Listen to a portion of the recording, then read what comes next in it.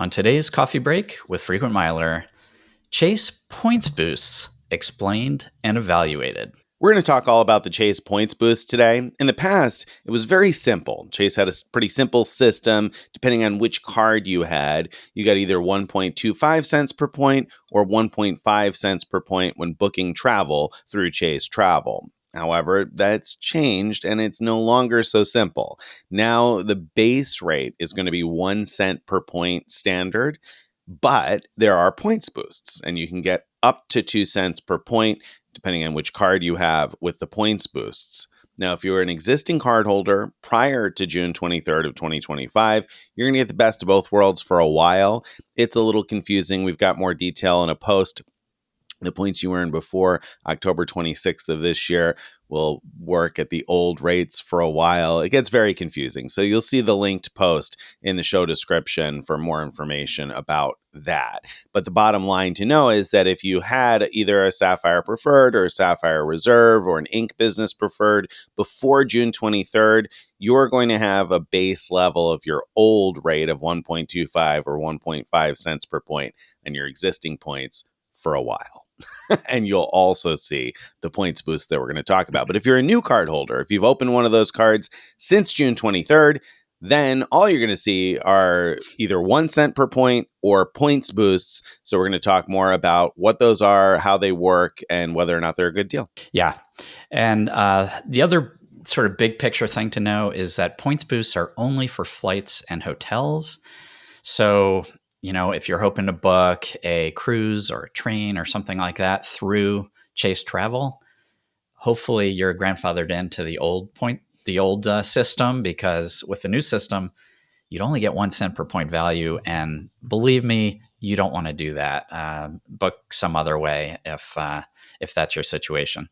Well, and I mean, I think you should explain why. Because if let's say you had a cruise you wanted to book, you could use your Sapphire Reserve card. Like, let's say your cruise is $1,000. So rather than using 100,000 points at 1 cent per point through Chase Travel, instead, just cash out those points at 1 cent each, and then use a card, not your Sapphire Reserve, use a card that offers 3x on travel, like your Ink Business Preferred, to buy that cruise, and you'll earn 3,000 points because you'll earn 3x on travel with the Ink Business Preferred, and then just pay yourself back by cashing out 100,000 points to your checking account for $1,000 in order to pay your credit card bill, and you could earn points on the cruise rather than just using your points. So you don't want to use your points at 1 cent per point. There's no reason to do that. You're better off using a card that bonuses travel and just cashing out your points if that's what you want to do.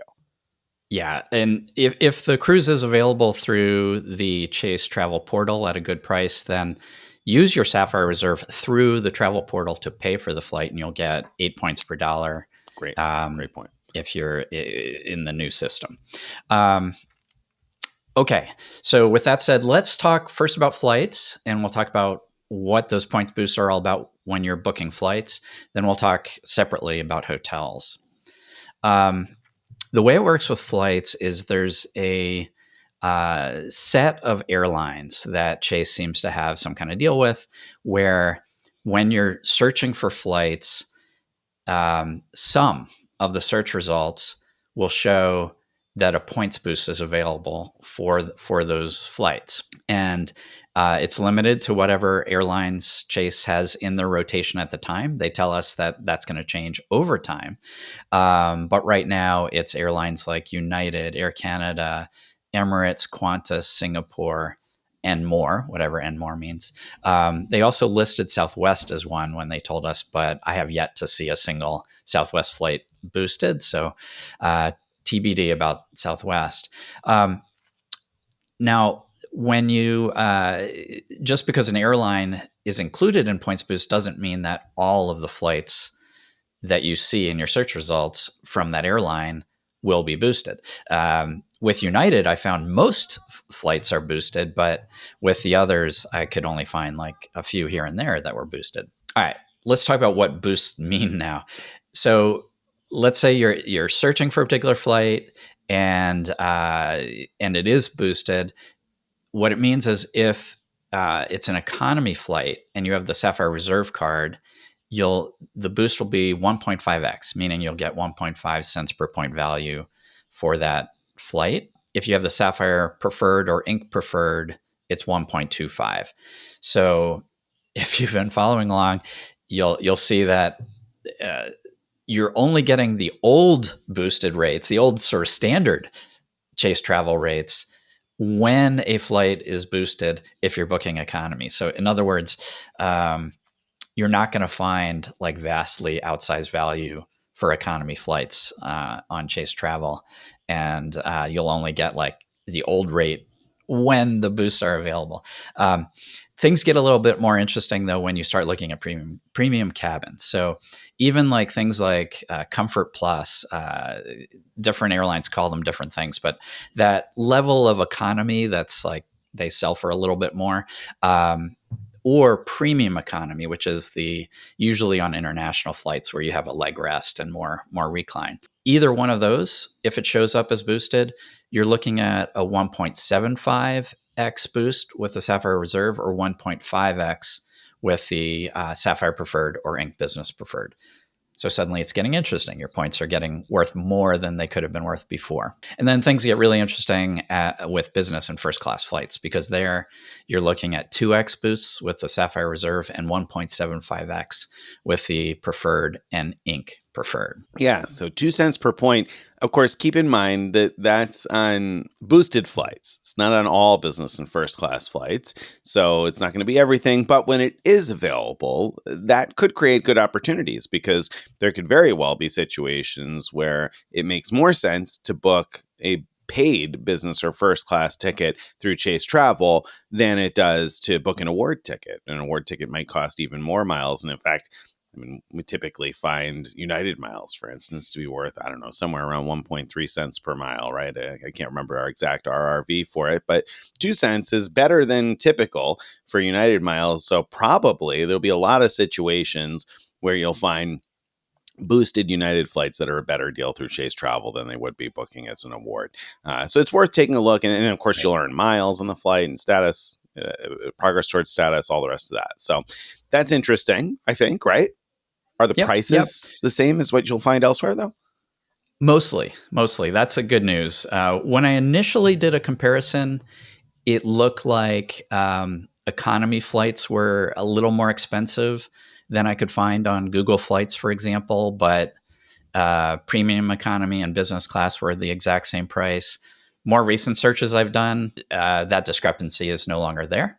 However, there's weird stuff happening, and I feel like they had just rolled out points boost recently, and I think they're still working on it, because like one of the things I noticed is that when I filtered to just boosted flights as of this morning, there were no basic economy options at all. So regular economy matched what I could find through Google Flights, but basic economy just wasn't even available to pick.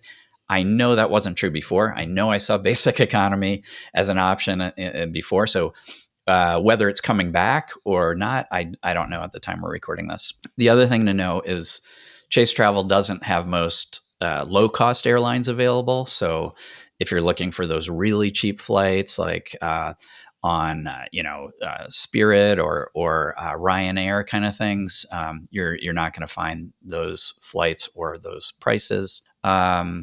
Major airlines, though, prices, as far as I could tell, usually match.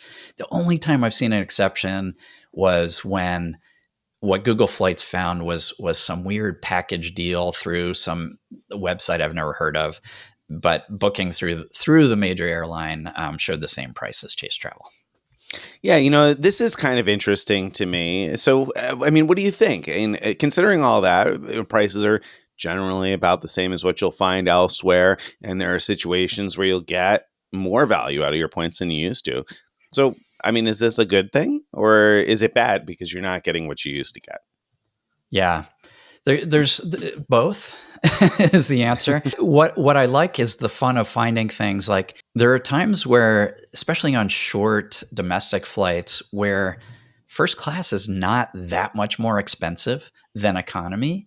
And in those cases, because the boosts are higher for first class or premium economy, whichever you're looking at, it can be cheaper in points to book the higher level cabin than economy. And so that's kind of fun. Like, it feels like if you stumble upon those situations, it feels like you're getting a higher level cabin for free, or maybe even save points by booking that higher level cabin. And so enjoy your trip more and save points. That's a winning combination.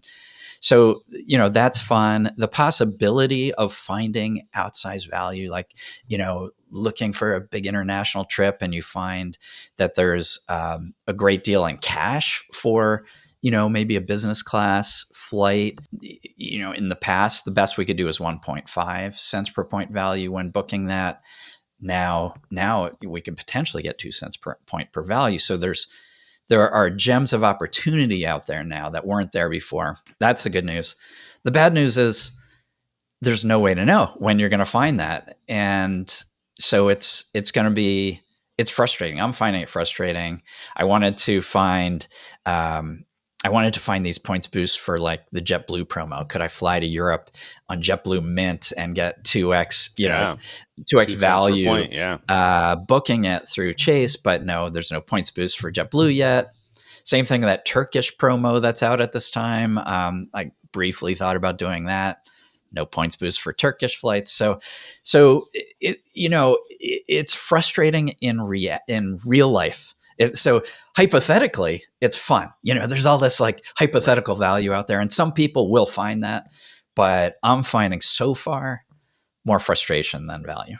I'm really curious. I feel like there has to be some AI under the hood here going on, like trying to predict what will motivate your behavior to book something, or to book something different than what fits your normal patterns or whatever. There has to be some studying going on of the data, I would think, and long term, I would think that you're going to see different boosts depending on, like, you might see different boosts than I would. I would bet. Maybe I'm wrong. Maybe that's the conspiracy theorist in me, but I would think it seems like they'd have the ability to collect a lot of data on what seems to motivate you to book something, and then have the opportunity to kind of push that. And so, I don't know whether that's a good thing or a bad thing.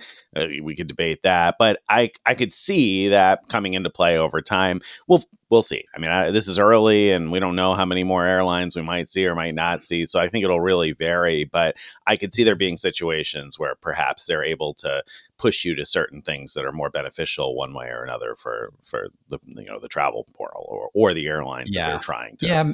Maybe my guess is that it's much simpler than that. My guess is they have contracts, deals with various travel providers, various airlines and hotels, and the size of their discount is Chase's discount. It sort of dictates whether or not they can do this points boost, and I think they get more of a break on the cost of first class flights than they do for economy. And they probably do, though. One would think that if they're able to push certain volume levels, that they might be able to to dictate that more. Who knows? I guess. It's totally possible, and I think you're right as far as whether or not they're doing it today. There's a lot more upside for them if they do get into sort of an AI system of picking that. We'll see. So, yeah, I agree with you, though. Overall, it seems kind of frustrating more than anything else. I'm not wildly excited, but now and then, I'm sure I'll put it to use on a United flight, probably.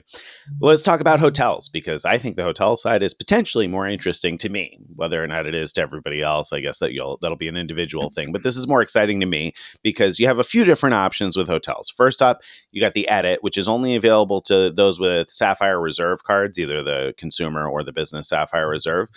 So the Edit is like Chase's version of Fine Hotels and Resorts, where you'll get breakfast for two and potential upgrade and something like $100 resort credit.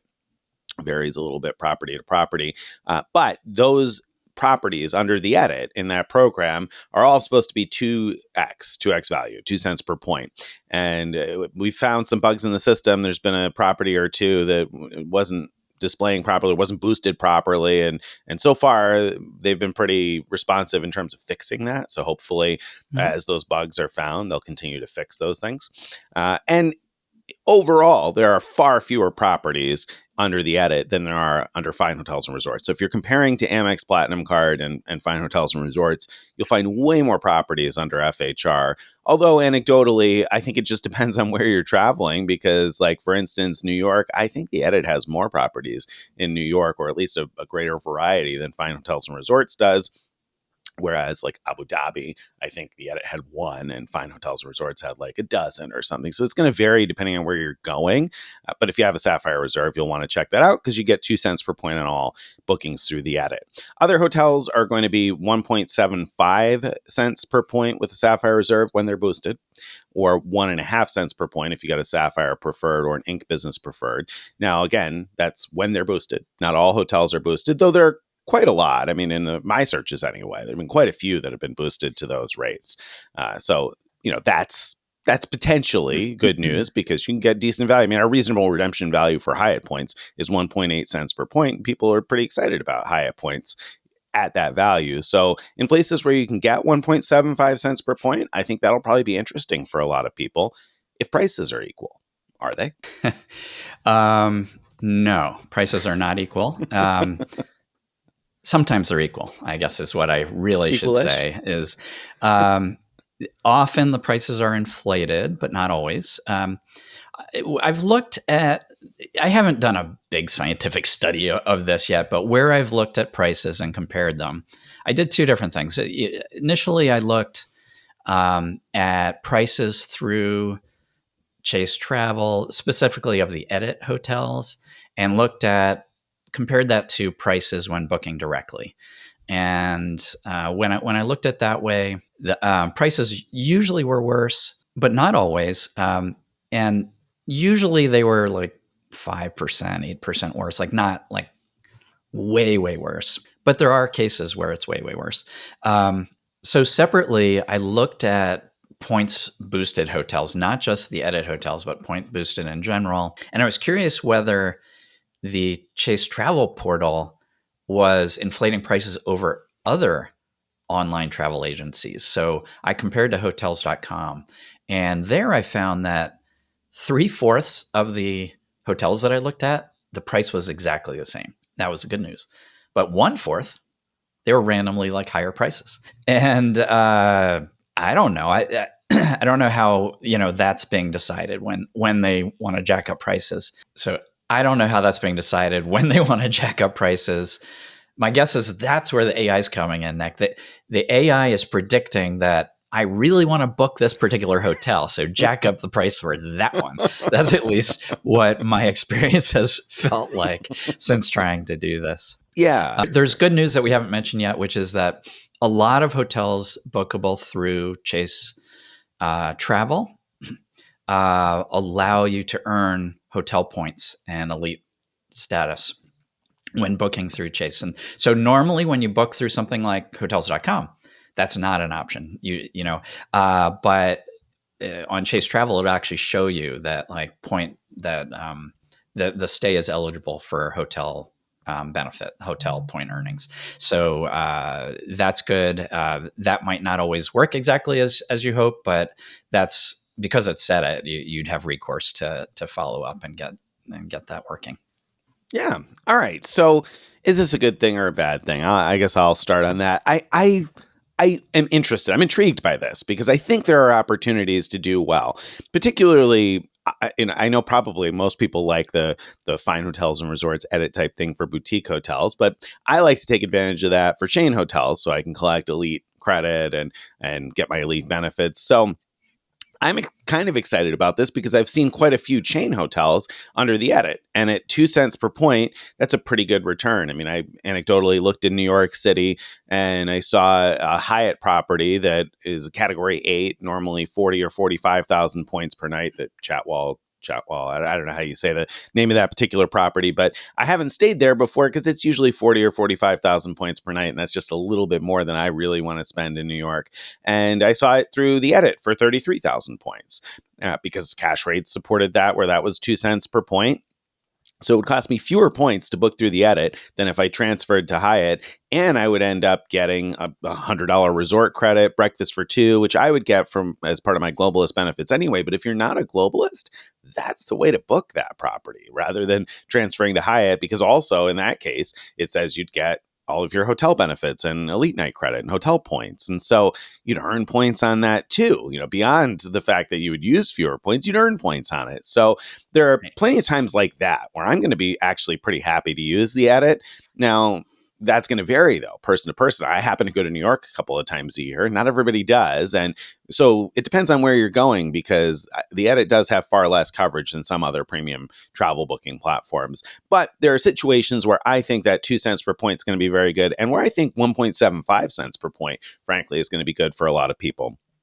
On the flip side, what I hate about this is the extra comparison shopping I have to do to make sure that I'm still getting a good deal. I looked at a different property where the nightly rate through the edit or through Chase, whatever it was like $125 a night more than if I just booked it in the Marriott app under the member rate. And so, Yeah. like that very quickly erodes the savings. And then also it means I have to bust out the calculator and see, okay, Chase is saying I'm getting 2 cents per point, but really the nightly rate's $125 less. So compared to that nightly rate, how many points am I using? And what am I, and in that specific instance, it was like 1.63 cents per point, which you might still be happy with. That's better than 1.5, but it's not really two. And so you're going to kind of have to bust out the calculator now and then to make sure that you're still getting a good deal. And that kind of annoys me. It's extra effort, extra work, whereas the old system was very simple. So I don't love that, but I do love the opportunity to get outsized value. And personally, I wasn't using Chase Travel at 1.5 cents per point very much before. So I'm kind of excited about the opportunity to get some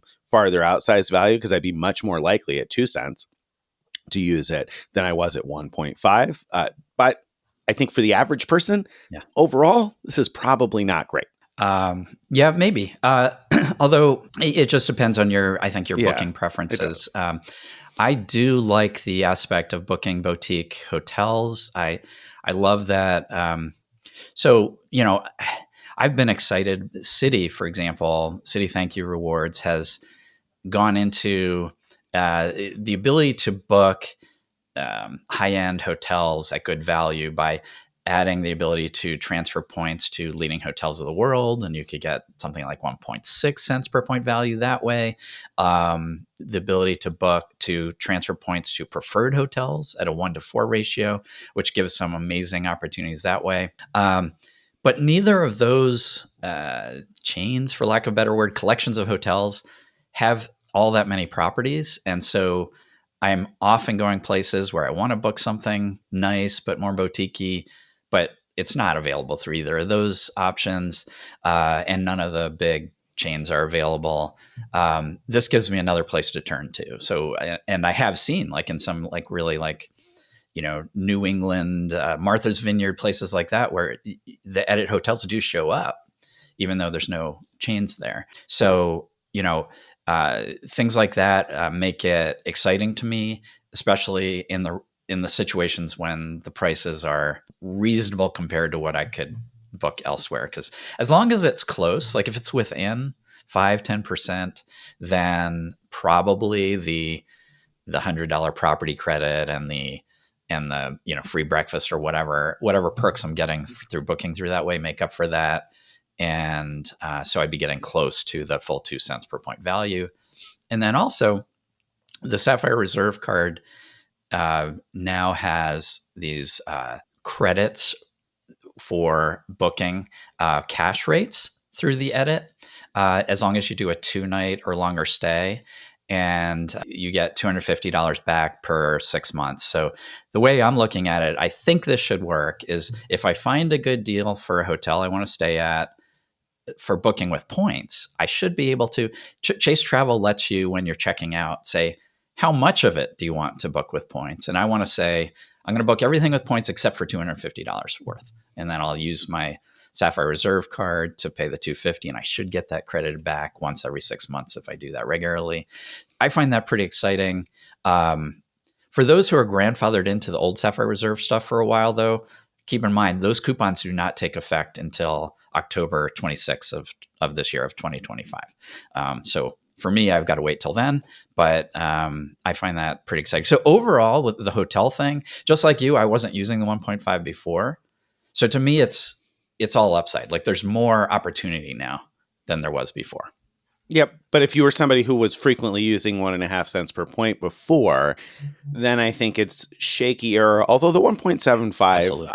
Anecdotally, I've found quite a lot of 1.75 cents per point. So on the hotel side, you might actually be happy enough with this. On the flight side, I think that it's a loss for anybody who was using their points at 1.5 cents per point overall. But again, if you were somebody who was like, I value my Chase points more than that, I wasn't using them at 1.5 cents per point, then like Greg said, I think this does become all upside. And so I think for that crowd, it's all upside. And for a lot of people, it's a lot of downside. It just depends on where you fall. Yeah. All right. So big picture overall with points boosts. Good news for United flyers. Good news for sort of luxury hotel stayers. Not good news for people who want to book other types of travel.